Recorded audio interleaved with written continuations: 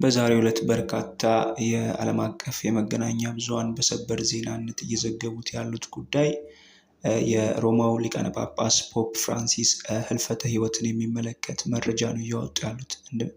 ዛሬ እንግዲህ የሮማው ሊቃነ ጳጳስ ፖፕ ፍራንሲስ በ88 ዓመታቸው ዛሬ በሮም ቫቲካን ሲቲ በመኖሪያ ቤታቸው ሕይወታቸው እንዳለፈ ቤተክርስቲያኒቱ ዛሬ በይፋ አስታውቃለች። ፖፕ ፍራንሲስ የ88 ዓመት የዕድሜ ባለጸጋ ሲሆኑ የሞታቸውን መንስኤ የሳምባ ህመም እንደሆነ እየወጡ ያሉ መረጃዎች ይጠቁማሉ። ይህንም ተያይዞ በርካታ ዓለም አቀፍ መሪዎች ሀዘናቸውን እየገለጹ ይገኛሉ።